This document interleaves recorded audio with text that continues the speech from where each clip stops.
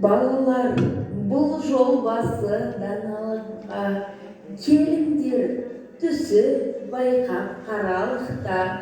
Бұл жолмен бара жатқан өзімдей көп, соларды көре тұра қалалық па. Даналық өшпес дәулет, кетпес байлық, жүріңдер іздеп тауып алалықта.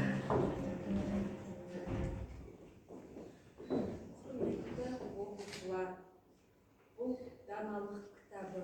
Ахмет Байтұрсынов аталарым сендерге даналықтың ұлы жолын ұсынған.